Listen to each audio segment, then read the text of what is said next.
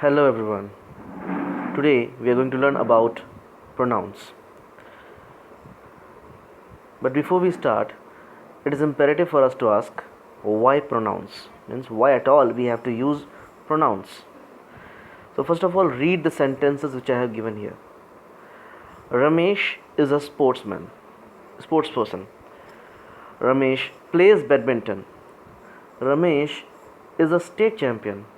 Ramesh is also a good student. Ramesh scores good marks. The racket on the table belongs to Ramesh. If you will note, in these sentences, the noun Ramesh has been repeated over and over again. In fact, because of this repetition, the sentences become heavy and cumbersome. Even they look very unattractive. Now read the next group of sentences which I have given you.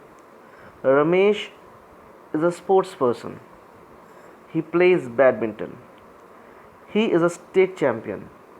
He is also a good student. He scores good marks. The racket on the table is his. So if you will note in these sentences, for every usage of the noun Ramesh, we have replaced it with a pronoun called he. So we can say that if noun is the master of a house, then pronoun is its deputy.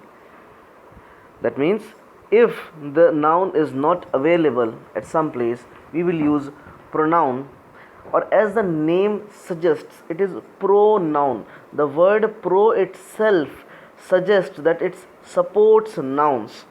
So these words which support nouns in the sentences, which perform the functions of nouns in a sentence, are called pronouns. There are certain features which you have to keep in mind. First of all, pronouns are used in place of nouns. So this is evident from our previous example. We know it very clearly that pronouns are used in place of noun instead of noun. Okay. It indicates possessions, asks questions, points out things, and so on. So there are the number of functions which a pronoun performs. The noun which is replaced by a pronoun is called the antecedent of that pronoun. So you have to keep this in mind. The noun which is replaced by a pronoun, it is called its antecedent. Okay, so from here comes the definition. Pronoun are those words which are used in place of noun. So we have already discussed this. Pronouns are the words which replace noun, which come in the place of noun, which substitute noun. It's like a substitution teacher, if you will understand it more accurately. It's like a substitution teacher which comes in place of another teacher. Okay, which performs the same functions as the other teacher would have. Okay, so the pronouns are in a kind of in a way they substitute the nouns. Depending upon their functions, there are 10 types of pronouns that we have to learn in the course of this chapter. Personal, possessive, demonstrative, interrogative, reflexive, emphatic, relative, distributive, reciprocal, indefinite. So these are the 10 pronouns that we have to study in the course of this chapter. First of all, what are personal pronouns? Personal pronouns those which replace the name of person. So the nouns which indicate the name of person or things, when they are replaced by a pronoun, they are called personal pronouns. Example of these will be I, we, you. So depending upon the usage, how we use personal pronouns, what kind of pronouns we are using, or in which situation we are using, or which type of noun we are substituting, which kind of noun we are replacing, depending upon that, there are three kinds of persons, three types of personal pronoun. They are called first person, second person, and third person. This is the most common distinction that comes ever in grammar, and most of the students are confused about first person, second person, third person. To simplify the matter, understand in this way. First person, when I talk about myself, that is first person. So for example, I say I like coffee. So this is a first person statement, because I am saying something about me. Now suppose I am saying something about you. You are a good student, if I say. So I am praising you. I am saying something about you. So if I was the first person, then you are the second person. Now suppose I and you together, we try to tell something about another person who is not present when we are talking. Suppose we are gossiping about someone. So for example, we say he is a good football player. Suppose some friend of yours, we say he is a good football player. So now we two are talking about another person who is not present here. So that is third person. So first person, the speaker of the sentence.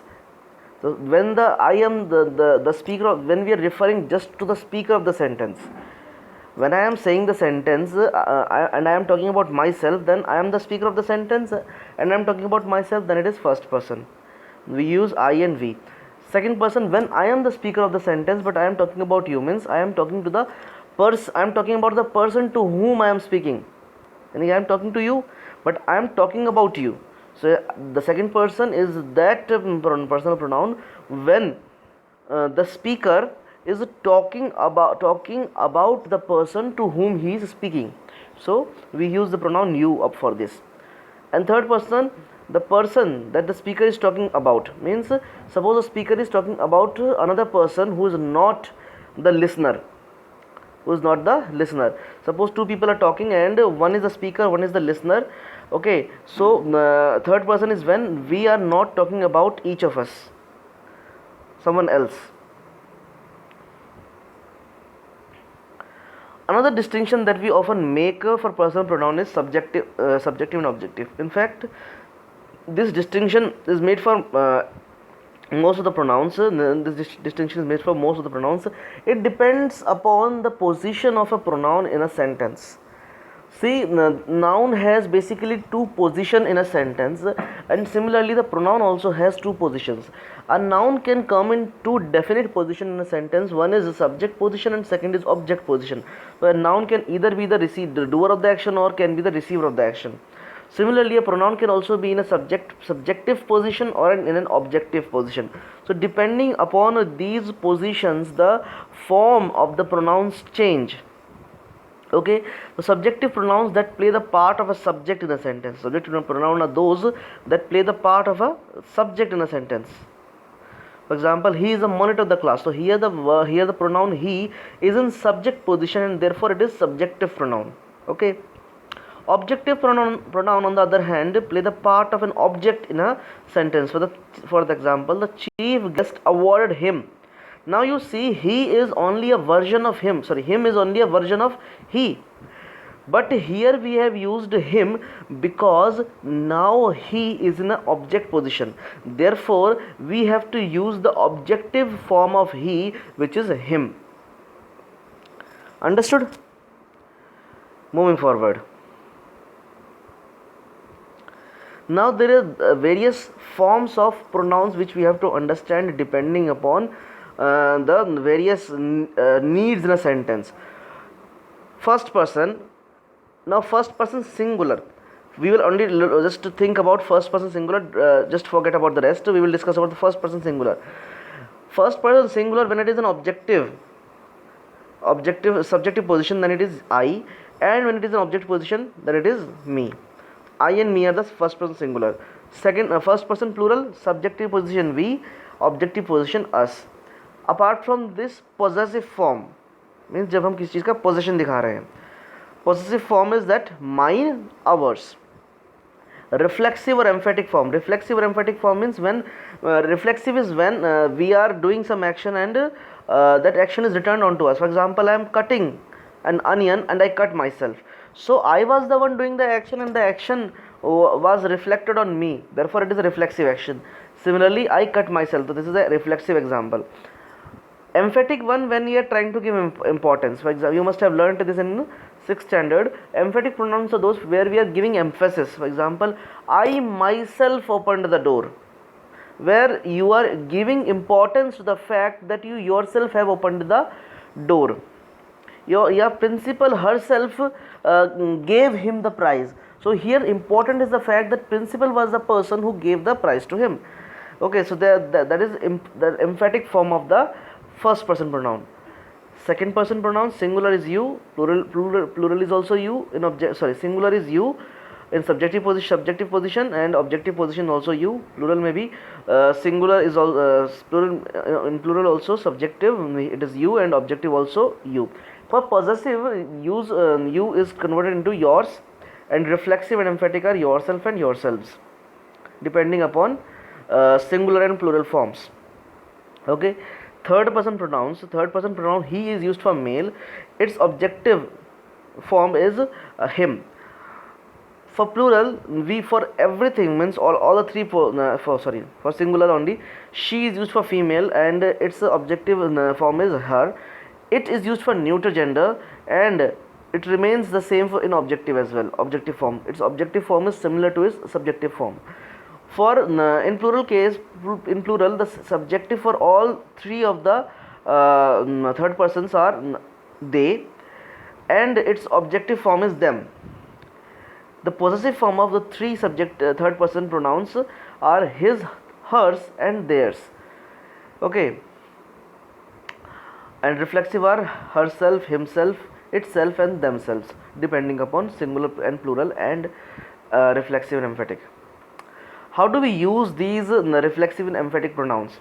See, the pronoun myself and ourself are used with both masculine and feminine gender.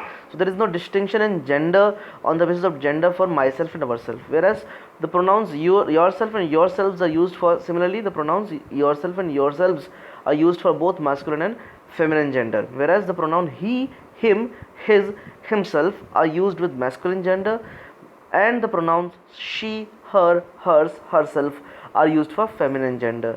The pronoun it and itself are used for neuter gender. Neuter gender, for example, the things such as those who are non-living things, like or for example a baby. The noun baby is neuter. We do not know.